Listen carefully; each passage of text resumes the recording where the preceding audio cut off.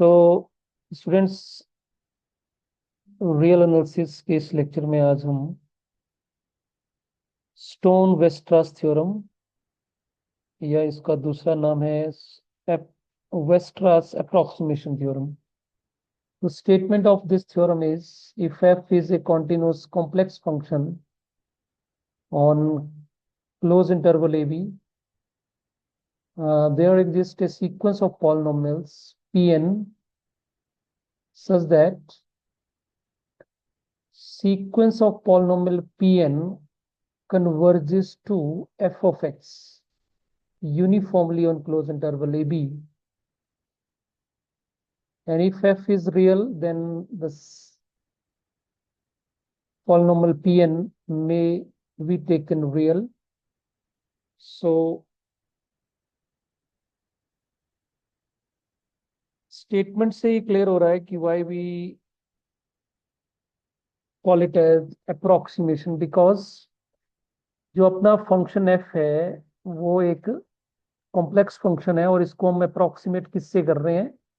एक पॉलिनोमियल से अप्रोक्सीमेट कर रहे हैं. इट मीन दैट एक पॉलिनोमियल की सीक्वेंस एग्जिस्ट करेगी और वो सीक्वेंस जो है वो यूनिफॉर्मली एफ ऑफ एक्स को कन्वर्ज करेगी. ठीक, तो इसके प्रूफ के बारे में देखते हैं. सबसे पहले we may assume that the close interval A B को हमने ले लिया ओपन क्लोज इंटरवल 0 1. ठीक, तो इसमें we may also assume that f of 0 और एफ ऑफ 1 दोनों की वैल्यू 0 ले ली हमने. And consider g of x is equal to f of x minus F of 0 minus x into f of 1 minus F of 0.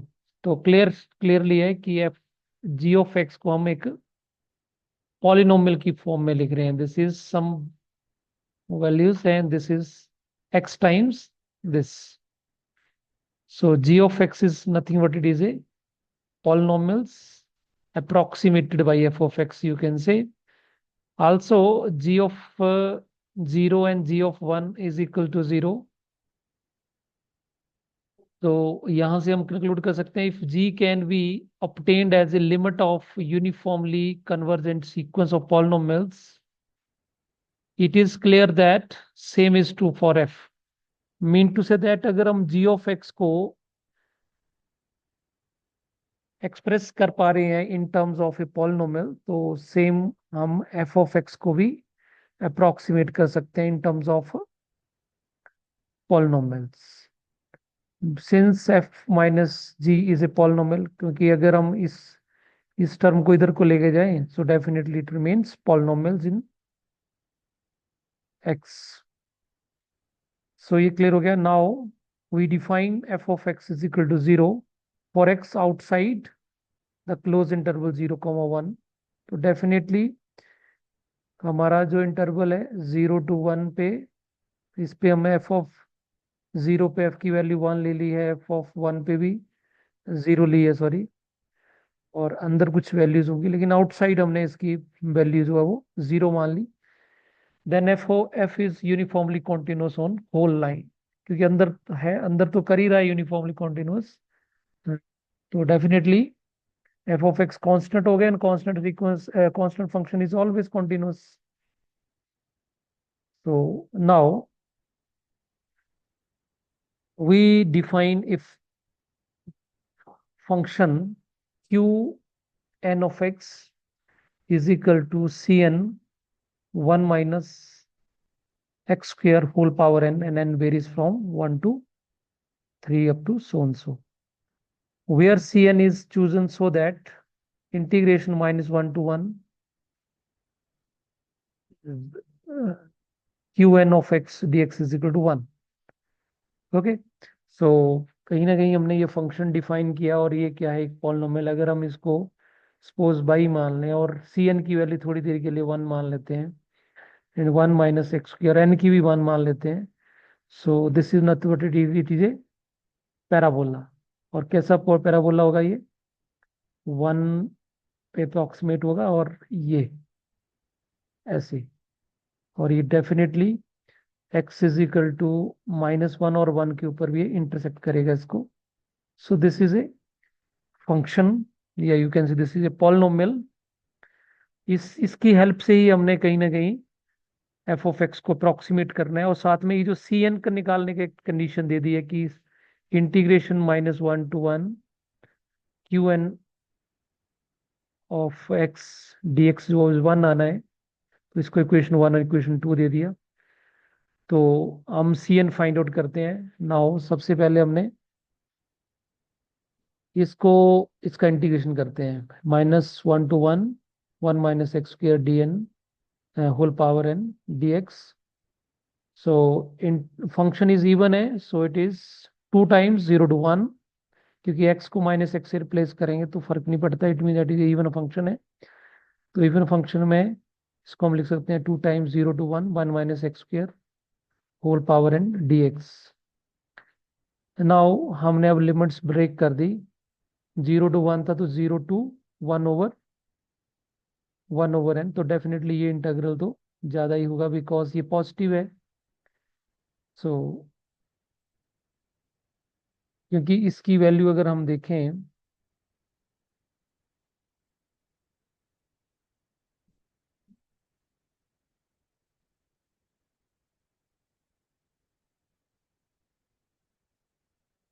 अगर हम इसको open भी करें तो यू कैन से कि 0 to 1 है, तो इसको हम ब्रेक कर दे सकते हैं.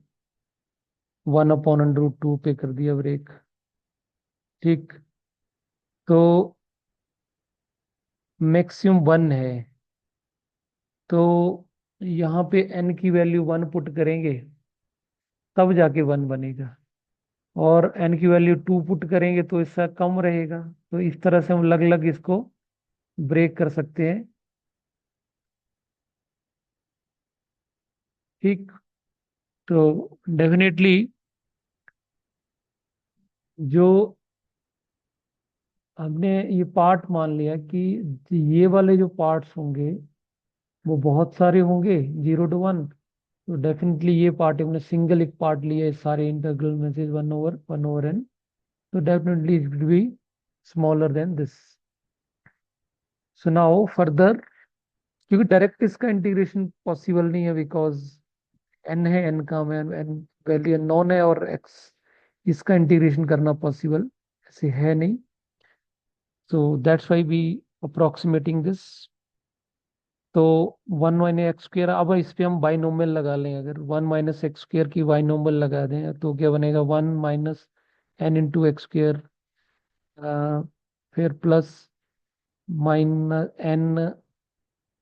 n - 1/2 -x² का square plus so on so.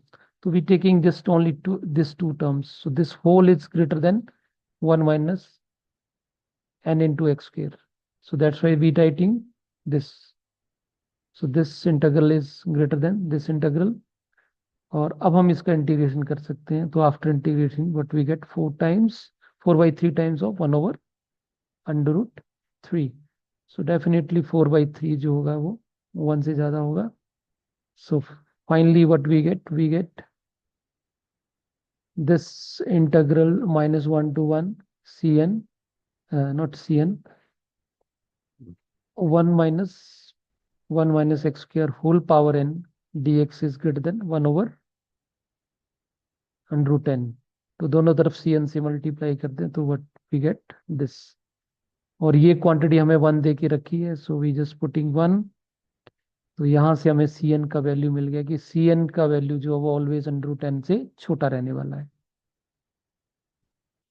तो ये हमने ऊपर इनक्वालिटी लगाई यहाँ पे कि this whole is greater than this, इसकी बात कर रहे हैं. ये जो हमने यहाँ पे यूज करा 1 - x² इसकी बात कर रहे हैं. सो इसकी डिस्कशन में देखें, अगर हम लिखें which is used in above, easily shown that कि ये वाली क्वांटिटी दिस माइनस दिस 0 आएगी एट x = 0. एक्स की वैल्यू 0 पुट करेंगे, ये भी 0 हो जाएगा, ये भी 0 हो जाएगा. तो 1 - 1 0 हो जाएगा, एक 0, and whose derivative is positive, और इसको डिफरेंशिएट करेंगे तो ये पॉजिटिव है, तो that's why it is a increasing, increasing होगा तो ग्रेटर देन 0 आएगा, that's why it is true.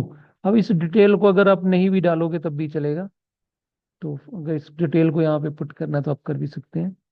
Now for any delta greater than 0 we get Qn of x is less than equal to Cn की value put कर दी, क्योंकि because Qn of x जो है वो हमने क्या लिया है, Cn 1 - x² whole power n। ठीक, तो डेल्टा ग्रेटर देन 0 लिया, और तो this is less then Qn, इसको यहाँ पे पुट भी कर सकते हैं।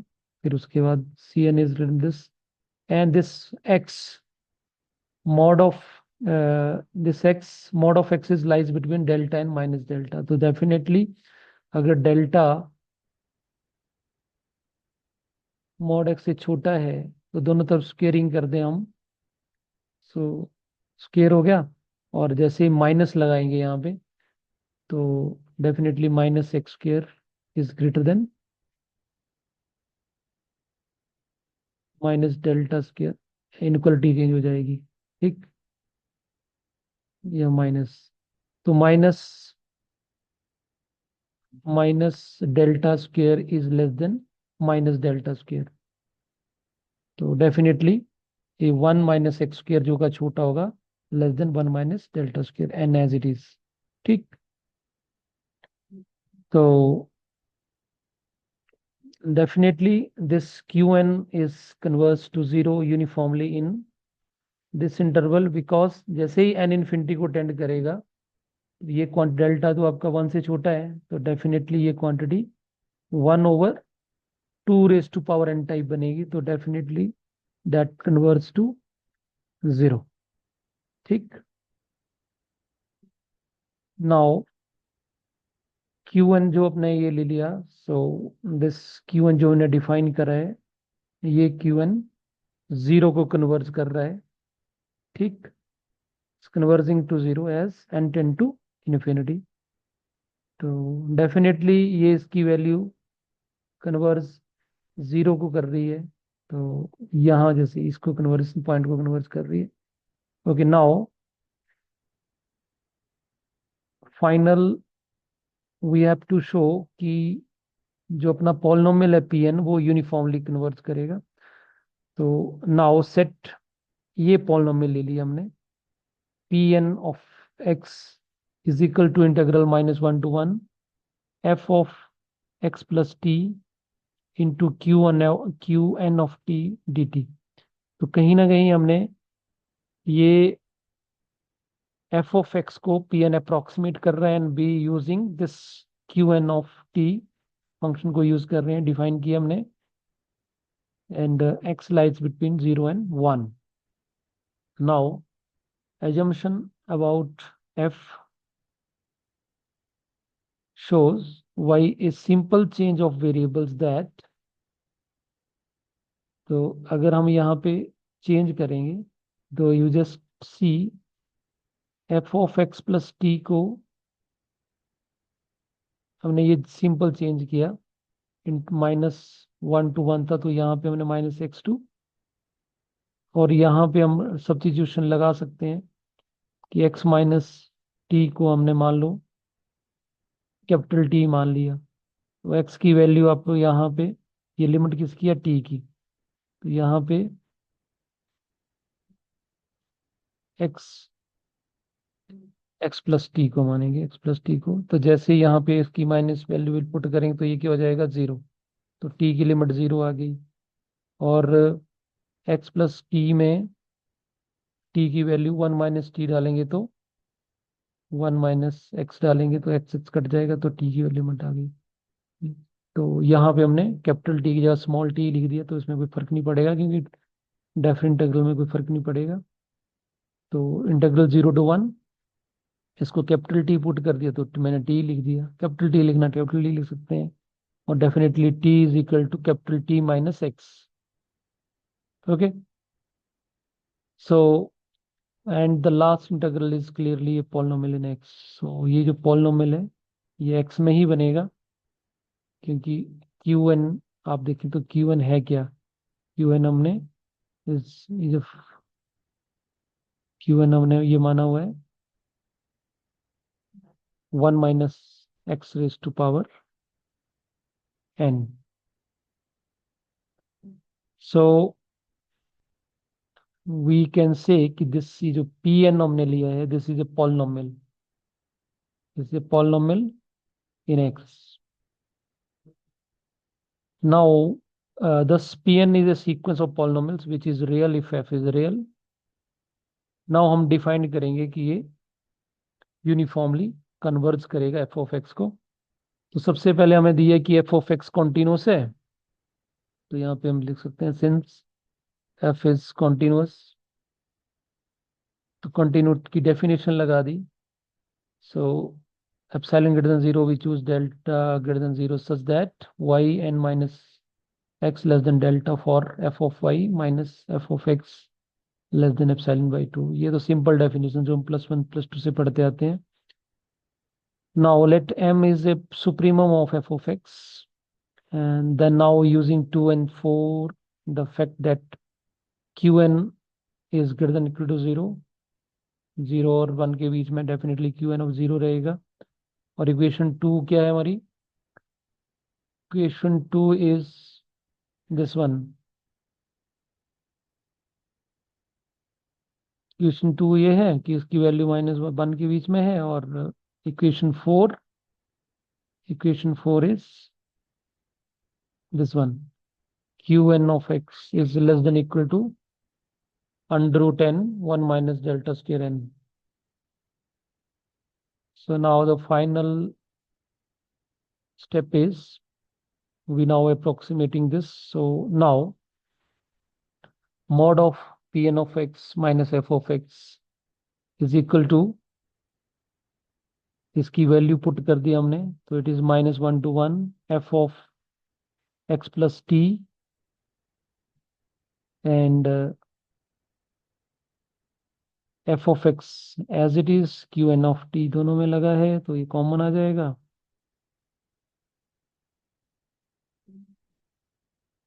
ओके, सो अगर इस स्टेप को थोड़ा सा क्लियर करना हो तो हम इसको P N of x minus ये है, इसकी वैल्यू पुट करेंगे तो आएगा -1 to 1 F of X plus T Q N T D T minus F of X, ऐसे बनेगा। लेकिन q -1 to 1 Q N of x D X वो 1 है, तो इंटू 1 लिख सकते हैं हम यहाँ पे, तो डेफिनेटली इसको इंटीग्रल के अंदर हम लिख सकते हैं। ठीक है, क्योंकि यहाँ पे लिमिट जो है वो टी के ऊपर लगेगी, तो यहाँ पे क्यू टी है, टी के ऊपर है, और यहाँ पे एफ ऑफ एक्स है। तो हम इसको नेक्स्ट स्टेप में इसको हम लिख सकते हैं integral -1 to 1 F of x Q T D T, फिर ये दोनों से कॉमन आ जाएगा। ठीक, क्लियर हो गया ये स्टेप। उसके बाद मॉड है, मॉड को अंदर लेके जाएंगे तो inequality less than equal to हो जाएगा। सो अब ये पॉजिटिव है, इसके ऊपर मॉड लगाने की जरूरत नहीं है।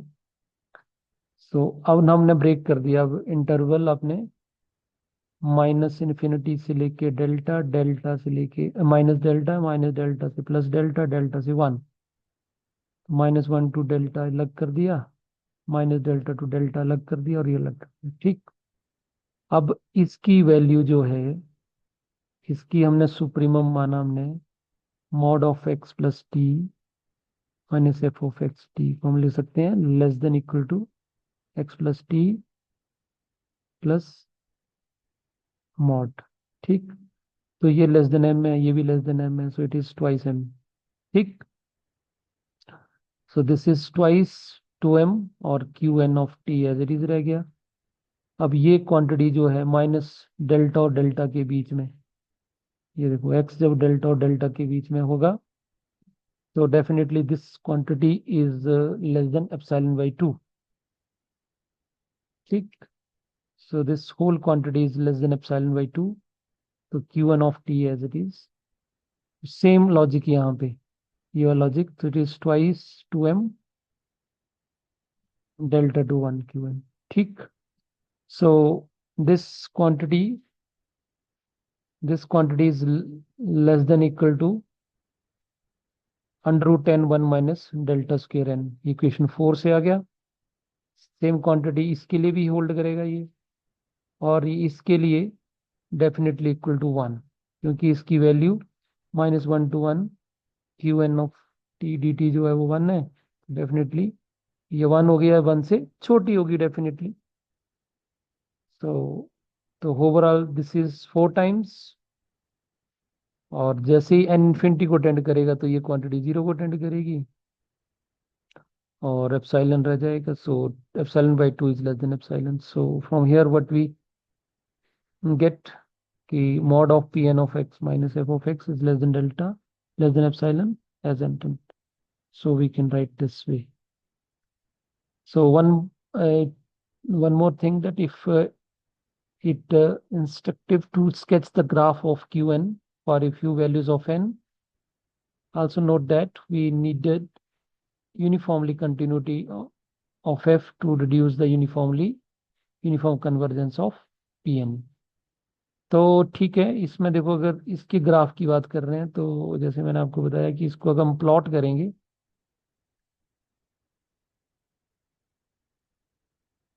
इसको हम प्लॉट करेंगे अगर क्यू एन ऑफ को, तो पहला तो यही बन गया आपका 1 के लिए. फिर 2 के लिए प्लॉट करेंगे तो इसकी थोड़ी वैल्यू राइज करेगी. ठीक. तो डेफिनेटली ये तभी पी एन तभी कॉन्टिन्यूट होगा अगर अपना